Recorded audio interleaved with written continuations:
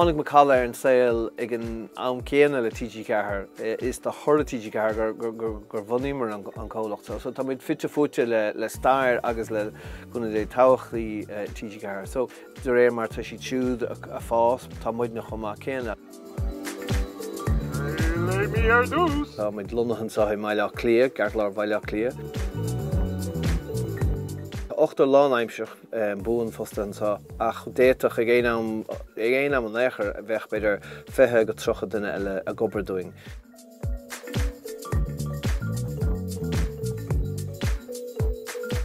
Annach den obair nar thosaímar dúspóir is dobáil a bhí gceist, so bhí mar denmh chur leag an Ghaeilge na Muppets, denmh muid SpongeBob inis. Hey Marcus, tuaigh denmh SpongeBob aniu. Okay, Patrick, lig dom flip all the anna the 4, agus an Leanna Yankel de Dinkin. Tá sé tábhacht a dúine go mbeidh leag an Ghaeilge ar fáil go na daoine tá gur fás nús le Ghaeilge. Bhí me obair le Macalla mar léiritheoir agus bí me den roint stúrthóir cumá go háirithe ar chláiricha do daoine óga ar TG4 cosú le móhéal dóhéal agus club. Agus camé rá bhfuil am soltas mar bíon gach gnéad an obair a gceist an seo i Macalla. Shot a hín, take a hín. Le déanaíonn santa mar tosa déanamh scanán, fad scanán, feature films, so dhéanam mar scanán de bhanam aracht bhfuil garí anna bhaile sé fad. Bhí sé ngáilibh son, bhú sé dúise Glasgow agus bhí sé Torramína, bhú sé dúise féile bhaile clia chumá. Súla díam nar tú lán runna sosa máachsa.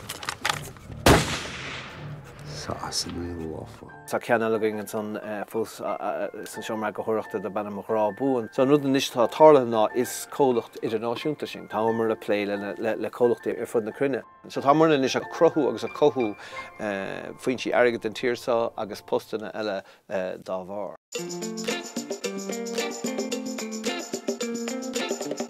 An rud atá anna háchtach aber mí se an ardéimhna ná gur cólacht i maiile críising agus mar is oldingta annach go daoine le Ghaeilge an sá ach iad scaipethe ar fud na háite agus an rud bhíon muine denna bhíocht ná meitheal a chruthú an sá daoine bheala dul go scailna daoine agus a chuspáint dóibh an tais an obertá siúlagaing, but chumá céanach an loch féchna bheala.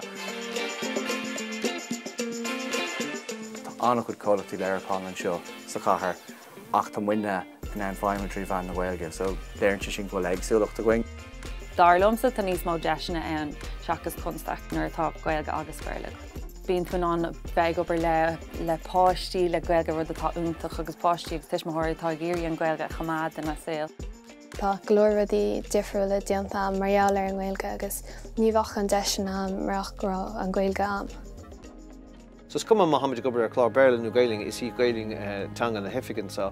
Dósa is rud anna farsanta ar braham anna morálachas an obertá déanta go mar go bhfuilmar denna bhíocht an Ghaeilge chumá beo, agus í chumá beo i chathair.